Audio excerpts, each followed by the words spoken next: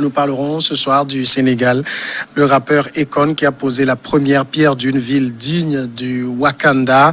On sera aussi au Mali, on va parler de cette concertation annoncée des forces vives sur la transition. C'est le week-end. La Guinée, l'opposition veut reprendre les manifestations anti-Condé et puis le Togo, la lutte contre la corruption. Cette nouvelle approche du président Faure Gnassingbé, voilà le menu. Firmin Teko, chroniqueur politique, est avec nous pour en parler. Bonsoir Firmin. Bonsoir Samia Niaoui, merci de m'avoir invité. Face à vous, Francisco Napo-Koura, journaliste freelance. Bonsoir Francisco. Alors bonsoir Firmin, bonsoir à Samuel et à tous les téléspectateurs. Le Sénégal, pour commencer, cette architecture tout en courbe, matériaux de pointe, studios de cinéma, hôtels, universités, hôpitaux, centres d'affaires et de loisirs. Le rappeur Akon a détaillé lundi à Dakar son projet d'Akon City, une ville futuriste digne du mythique Wakanda qu'il entend bâtir au Sénégal, son pays d'origine, connu pour ses tubes R&B, Looked Up and Smack That, le chanteur et producteur américano-sénégalais de 47 ans, a expliqué lors d'une conférence de presse avoir posé la première pierre de son gigantesque projet au coût de 6 milliards de dollars. Et ce sera dans le petit village de Mbodiéné, sur les rives de l'océan Atlantique, à une centaine de kilomètres au sud de Dakar. C'est un projet qui peut beaucoup apporter au Sénégal. Oui, c'est un projet qui peut beaucoup apporter au Sénégal et à l'Afrique tout entière. Puisque quand vous le suivez, il dit que ce projet, cette ville qu'il aura construit ou qu'il est sur le point de construire, sera en quelque sorte une porte d'entrée de l'Afrique, c'est-à-dire il y a des Afro-Américains qui sont aux États-Unis, qui sont nés aux États-Unis, mais qui ne connaissent pas véritablement leur origine, qui est le continent africain. Donc, comme il a assez de relations, et quand il est né aux États-Unis, même s'il a eu à passer quelques années au Sénégal avant de repartir aux États-Unis, donc il a assez de connaissances, assez de réseaux. Donc, ceux-là qui n'ont jamais eu la chance de connaître le continent auront la chance cette fois-ci, avec cette ville, d'arriver régulièrement sur le continent, une manière de développer, d'apporter quelque chose au développement de ce pays, tout d'abord en termes... En termes financiers, parce que les gens vont venir avec de l'argent, ils vont dormir dans les hôtels, ils vont chercher à connaître la ville, et par là, ils vont chercher à connaître d'autres pays africains. C'est-à-dire, avec ça, ils vont avoir interrogé beaucoup de personnes, peut-être plusieurs personnes seront servies. Il me semble que beaucoup d'Afro-Américains ont toujours ce problème-là, parce qu'il y a plusieurs qui sont là, qui voudraient connaître réellement leur pays, mais qui ont toujours du mal à s'identifier par rapport au pays. J'ai appris que Eddie Murphy serait camerounais. Il y en a que Eddie Murphy serait camerounais, mais il y a d'autres qui ne connaissent pas véritablement. Je sais que Samuel Jackson, il est gabonais. Oui, donc c'est une très bonne chose.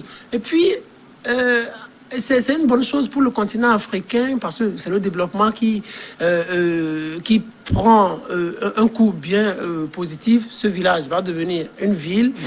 Aujourd'hui, 500 hectares, 300 000 habitants. D'ici 10 ans, ce sera peut-être... oui, c'est 55 hectares, 300 000 habitants. D'ici 10 ans, ça sera 500 hectares. Je pense que c'est une très bonne chose. Si tous les Africains, tous les fils d'Africains qui sont dans la diaspora pouvaient faire autant, je pense que ça sera un plus pour le continent africain.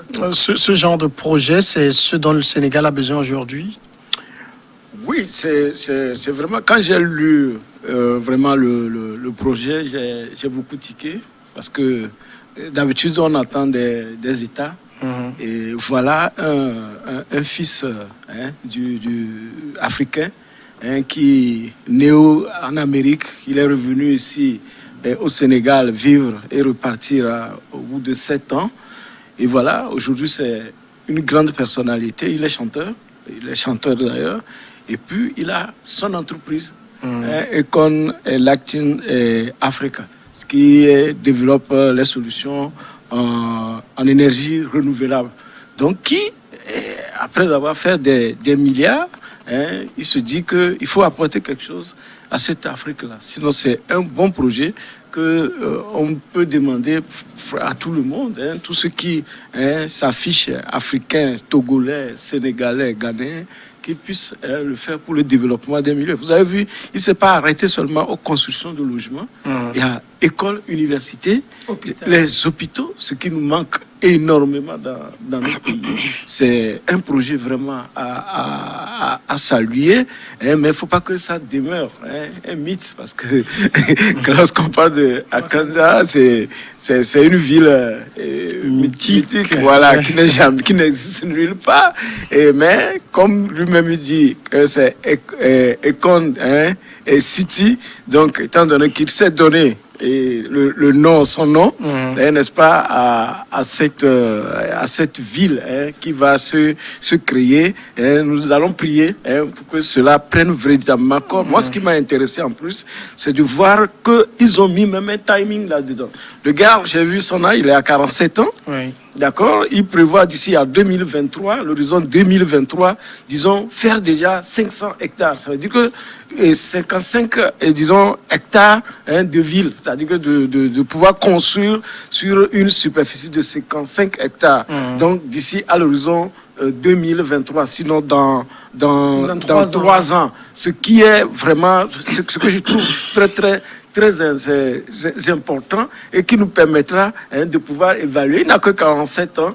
Prions Dieu pour qu'il ait plus, même 90 ans. Peut-être qu'on aura plusieurs écoles City en Afrique. D'accord. Les travaux vont débuter au premier trimestre 2021. Même si on salue le projet, en même temps, vous savez, quand on le présente dans la forme, c'est quelque chose de gigantesque. Sur le plan financier, ça fait 6 milliards de dollars. C'est énorme. Est-ce que c'est pas finalement quelque chose qui va venir être un endroit de riches dans un village qui appartenait à des gens ordinaires qui ne pourront pas vraiment profiter de cela? Mais dans un village de riches, on aura besoin de pauvres aussi. Quand on dit... oui, mais qu'est-ce qu'ils vont en profiter? C'est ça le sens. Oui, c'est les emplois. Quand on parle des hôpitaux aujourd'hui, on va créer des emplois, on va avoir besoin des infirmiers, on va avoir besoin des sages-femmes, on va avoir besoin des agents d'entretien. Quand on parle des hôtels, on aura besoin des serveurs, on aura besoin de tout le monde. Donc même au niveau des riches, les pauvres ont leur place, les sans-emploi ont leur place. Quand on parle de New York aujourd'hui, qui a assez de milliardaires, il y a au moins 70 000 pauvres. Donc, dans des endroits où il y a plus de riches, il y a aussi assez de pauvres. Donc, tout le monde aura sa place. Une manière de venir investir l'argent, ça fait tourner l'économie. C'est le continent qui gagne beaucoup plus. C'est-à-dire les jeunes universitaires. On dit il y aura des universités. Ça veut dire qu'il y aura des jeunes universitaires qui vont sortir des universités, des écoles, qui vont trouver à faire dans ces hôtels-là. Donc, c'est une très bonne chose. Moi, ce qui me passionne dans cette aventure-là, c'est que les Africains envoient souvent l'argent. On dit, on aime toujours comparer l'aide publique au développement et l'argent que la diaspora envoie souvent. Donc, s'il faut juste envoyer pour envoyer, on va juste consommer, oui, c'est une bonne chose. Mais aussi, il faut peut-être faire comme Econ. Donc, vous avez un peu d'argent, vous venez investir dans vos pays parce qu'on ne peut pas chaque fois laisser les Occidentaux penser à construire nos pays pour nous. C'est pas trop bien, c'est pas réalisant. Quand vous voyez, par exemple, en Afrique, on a peut-être 600 millions de personnes qui n'ont pas d'électricité. Vous imaginez. Donc, qui pense à ces 600 millions de personnes qui n'ont pas d'électricité? Est-ce qu'un Africain a déjà pensé à ça? Moi, je me rappelle très bien l'ancien ministre de l'écologie de Sarkozy, Jean-Louis Borloo, qui avait pensé à investir 200 milliards d'euros en Afrique pour électrifier toute l'Afrique. Est-ce que les Africains ont déjà eu à penser à ça? C'est déjà une bonne chose. Il y a assez de problèmes en Afrique. Il ne faut pas que les Occidentaux, on attend toujours l'AFD, de grosses ONG occidentales, penser à construire l'Afrique pour nous. Moi, je pense que c'est le moment venu pour que les Africains, d'autres Africains qui ont un peu de moyens puissent choisir faire comme école. Je pense que ça va à l'avantage du continent. Mais ce que lui fait, c'est pas, c'est vrai, il est dans son pays, il est sénégalais. J'allais dire, c'est pas pour les beaux yeux du Sénégal. Il est affairiste, il fait des affaires comme ça. Oui, vous avez d'abord touché de doigt quelque chose que là, ça va être une ville de riches. Mais Paris n'est pas pour les pauvres. Parce que vous voyez, même en Afrique, quand vous allez à Abuja, ce n'est pas n'importe qui vit à Abuja. Là, vous citez par exemple Abuja, c'est une ville créée, voilà. Comme ce qu'on fait là. Qu'il est en train de faire. Oui. Donc, même si c'est du business, déjà, il y a un apport de capitaux sur le plan national. Donc, il y aura d'investisseurs qui vont venir, les gens vont déjà vont souscrire, n'est-ce pas, à avoir des maisons, des palais de tel type et autres. Et il a dit, c'est la main d'œuvre qui ira. Ce ne sont pas comment l'appelle-t-on, les hauts cadres qui viendront construire, mais c'est les pauvres qui iront pour la main d'œuvre, pour la construction. Tout ce que, même si les hôpitaux, même c'est des hôpitaux de pointe pour les riches, mais les riches vont décongestionner et les hôpitaux ordinaires de la capitale Lagos et autres pour aller se soigner là-bas, n'est-ce pas? Donc c'est des projets, c'est des projets porteurs qu'il faut encourager, et pour les Africains, il y a beaucoup, il a dit, mais qui ne se retrouvent pas. On n'a pas de culture. À l'extérieur, vous avez des gens qui ne connaissent même pas. Quand on dit l'Afrique, ils sont négros et autres. Vous voyez tout ce qui se passe aujourd'hui, tous les jours. Et aux États-Unis, on ne fait que tirer sur les Noirs. Même de dos, on vous tire là-dessus. Et ce sont que des négros, sur les négros qu'on tire de la sorte. Donc, au fait, il faut que les gens pensent que l'Afrique, on doit le construire pour qu'on vienne y habiter. C'est très important. Et s'il arrive, n'est-ce pas, à réussir cette première phase jusqu'à l'horizon 2023, ça va être une bonne chose, une bonne référence pour, n'est-ce pas, les Africains, les Afros, même pourquoi pas pour même des Blancs, de dire que bon, on peut aussi venir prendre un village comme Falak Nando chez moi à Bassa pour construire. Au moins on aura l'électricité un jour là-bas. Il y a une phrase de Nelson Mandela qui me vient en tête quand il était sorti de prison en février 90. Il disait, c'était son premier discours, il disait à ses frères, nous disons merci à nos frères blancs d'avoir construit le pays pour nous. Au départ, il n'y avait pas ce que je viens de remarquer. Aujourd'hui, nous avons de grandes universités, nous avons de grandes routes, nous avons de grands hôpitaux. Nous devons leur dire merci pour tout ce qu'ils ont fait pour nous. Ça veut dire seulement que quand vous voyez l'Afrique du Sud, son état à l'époque, en 90, les Blancs avaient eu peut-être 27 ans et en 27 ans, ils ont fondamentalement construit le pays pour les Sud-Africains.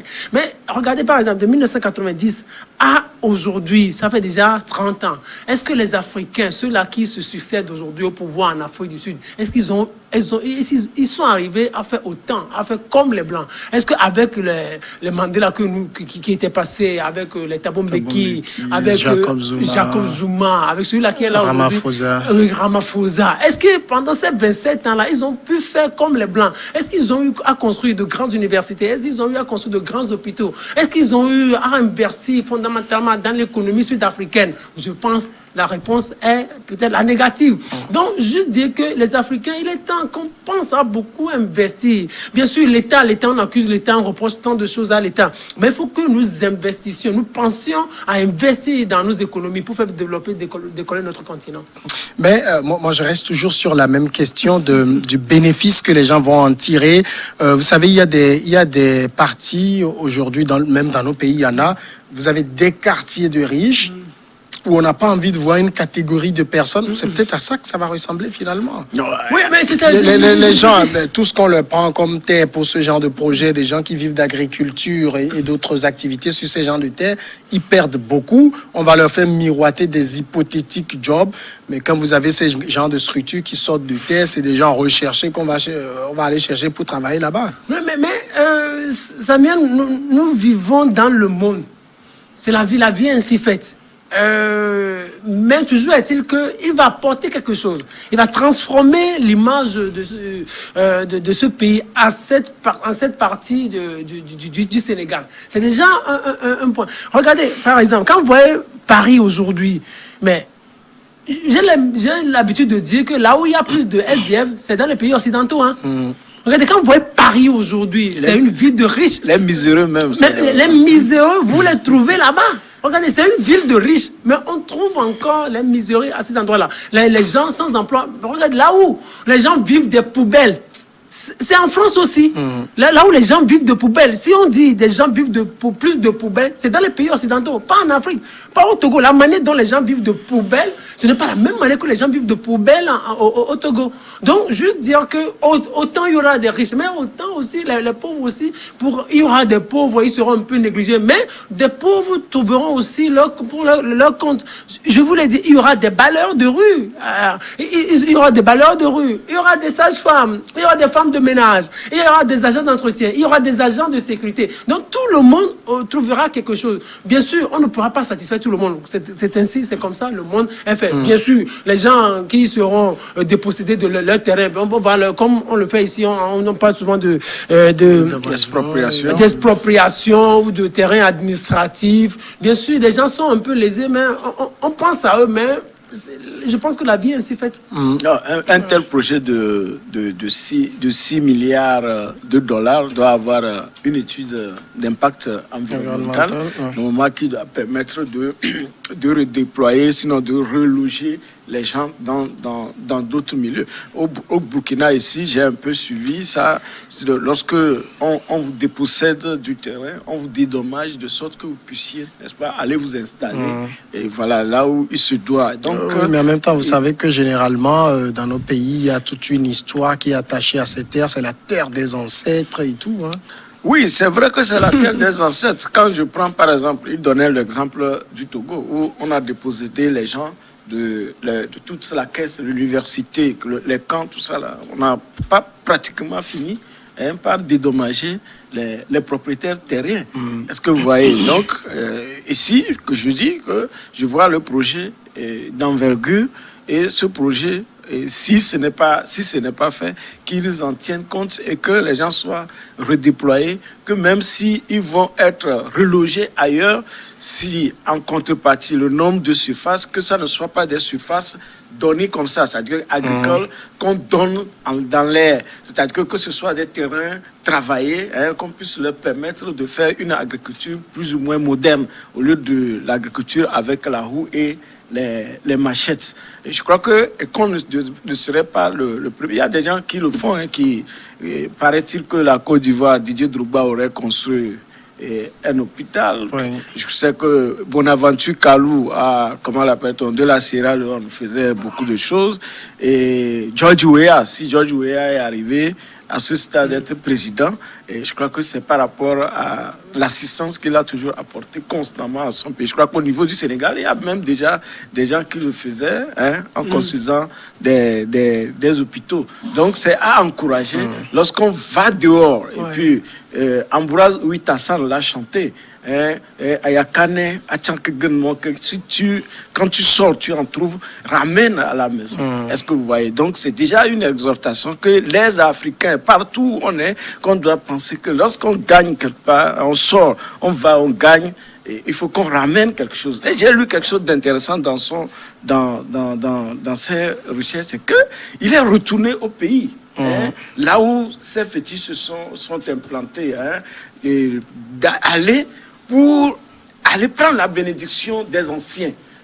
C'est très important. Nous sommes africains et on doit savoir qu'on vient de quelque part. On doit aller à nos sources, n'est-ce pas, pour aller se ressourcer. Et que le projet que nous voulons apporter, que ça puisse aller sans entrave. Donc c'est encourageant. Souvent aussi, il y a le fait qu'on présente l'Afrique comme le continent de l'avenir.